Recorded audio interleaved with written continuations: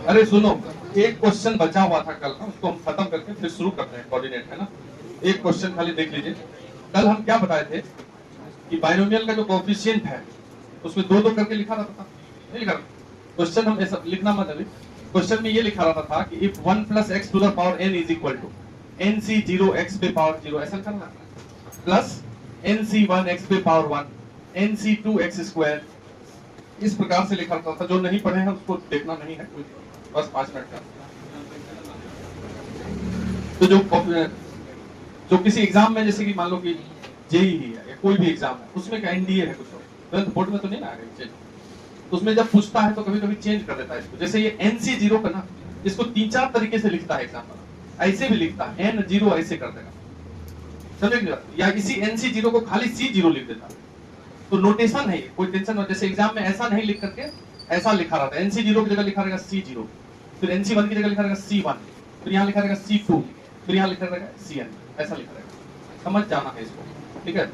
तो अगर 1 + x पे पावर n इक्वल टू ये, तो अपना क्वेश्चन ये था फाइंड वैल्यू ऑफ, ठीक है। पहला क्वेश्चन जो कल किए थे उसमें क्या किए थे, C0 CN, मतलब NC0 NCN है, n ऊपर में छिपा हुआ, प्लस C1 CN -1 किए थे, plus C2 CN -2, and last में आ गया था CN C0। मतलब ये n यहाँ पे छिपा हुआ है। तो हम डायरेक्ट आंसर के लिए क्या बताए थे कि नीचे वाले को जोड़ना है। नीचे देखिए 0 + n कितना होगा, इधर भी दोनों को जोड़ना है। सब में अगर कांस्टेंट हो, एक ही हो, यहाँ भी जोड़ने पर n आ रहा है, यहाँ भी जोड़ने पर n आ रहा है, यहाँ भी जोड़ने पर 2 और 2 कट के n आ रहा है, यहाँ भी जोड़ने पर n + 0 n आ रहा है, तो आंसर होता है नीचे c में n और ऊपर 2n। यहाँ जो n छिपा है, यहाँ जो n छिपा है, दोनों का प्लस कर दिए, ये आंसर हो गया, ठीक। अब दूसरा क्वेश्चन ये आ जाएगा कि यदि ये कांस्टेंट, ये जो सम है दोनों का, ये कांस्टेंट नहीं है, थोड़ा सा चेंज करके भी पूछ रहे हैं। जैसे ऐसा लिखा हुआ है, क्या लिखा हुआ है, C0 C2, ऐसा लिखते क्या, फिर C1 C3, फिर C2 C4। इस प्रकार से अगर ऐसा लिखा हुआ है, ठीक है, C0 C2 C1 C3 C2 C4, मतलब ये NC0 है, NC0 NC2 NC1 NC3, ये सब लिखा हुआ है। तो नीचे वाले को देखो, यहाँ पे डिफरेंस कांस्टेंट है। इस दोनों का डिफरेंस कितना होगा, इस दोनों का भी डिफरेंस, इस दोनों का भी डिफरेंस। यदि डिफरेंस कांस्टेंट है तब तक क्वेश्चन बन सकता है। सम कांस्टेंट में तो बता ही दिए, डिफरेंस भी कांस्टेंट हो तब भी क्वेश्चन बन जाता है। और कैसे बनता है, तो किसी एक को चेंज कर देते हैं। जैसे हम तुमको चेंज करने के लिए क्या बताए थे कि अगर NC2 है तो ये NCN -2 के बराबर होता है। 2-3 मिनट में इसको फिनिश करना है, टेंशन नहीं लेना कि काहे आ गया। ये NC2 है, ये NCN -2 है। दोनों को जोड़ने पर, नीचे वाला दोनों को जोड़ने पर यदि ऊपर वाला हो जाता है तो बराबर होता है कोएफिशिएंट। इस दोनों को जोड़ के देखो, 2 और 2 करके n हो जा रहा है। तो अगर डिफरेंस कांस्टेंट हो तो हम इस वाले को बदल देंगे। इसी क्वेश्चन को ऐसे लिख देंगे, ये लिखा है C0 NC0 इंटू NC2 की जगह लिख देते हैं n -2, ठीक है। ये दोनों को घटा दीजिए, फिर एक को छोड़ दीजिए NC1, ये जो NC3 लिखा है इसको लिख दो NCN -3। अगर 180 20 है, ये दोनों को घटा दीजिए, 180 80 भी होगा बराबर, ये दोनों का माइनस, ठीक है। तो इसी प्रकार से सब में चेंज कर देंगे। C2 है तो NC2, C4 को क्या लिख देंगे NCN -4, इस टाइप से है, ठीक है।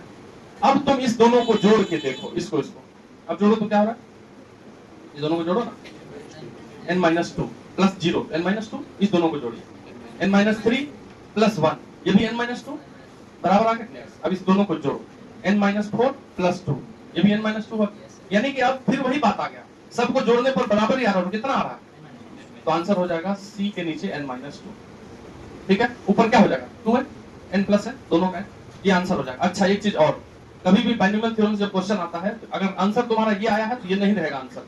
आंसर में इन दोनों को माइनस करके लिखता है। इसी को ऐसा भी लिख सकता है 2nc, इन दोनों को माइनस करो, 2n - n -2, 2n में से n जाएगा n + 2, और तुम लाएंगे आंसर रहेगा ये लिखा हो, दोनों बराबर ही होता है। ये सब चीज ध्यान देना होता है, ठीक है, नहीं तो बोलोगे गलत है, गलत है। यही चीज बताना था। जैसे मान लो कि ऐसा लिख दे, ऐसा भी लिख सकता है, इसका वैल्यू बताइए, C0 का स्क्वायर + C1 का स्क्वायर + C2 का स्क्वायर + C3 का स्क्वायर अप टू CN का स्क्वायर। अभी टेस्ट होगा तो उसमें आ जाएगा, ठीक है। तो C0 का स्क्वायर को क्या लिखोगे, C0 C0, C1 के स्क्वायर को C1 C1, C2 C2, C3 C3, और इस प्रकार से लास्ट में आ जाएगा CN CN। तो देखो डिफरेंस कांस्टेंट है यहाँ पे, 0 - 0 0, 1 - 1 2 माइनस 2 ये भी बनेगा, सम कांस्टेंट चाहे डिफरेंस कांस्टेंट। तो इस डिफरेंस वाले में एक को बदलते हैं, जैसे ये C0 ही रहने दिया, ये NC0 है। अब ये जो NC0 है इसको क्या लिख देते हैं? कोई बोलेगा NC0 को और क्या लिख सकते हो? NC, इन दोनों को घटा दो, N, दोनों बराबर ही हो क्योंकि दोनों नीचे वाले को जोड़ने से ऊपर होते हैं। ये NC0 को क्या लिख देते हैं? NCN। फिर इसको लिख दो NC1, और दूसरा वाला जो NC1 है इसको क्या लिख देंगे?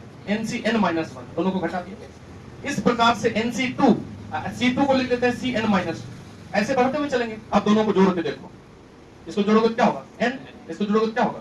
1 1 कट गया, 2 2 कट गया, यानी कि इसका आंसर होगा, इसका थर्ड वाले का नीचे होगा N, ऊपर होगा 2N।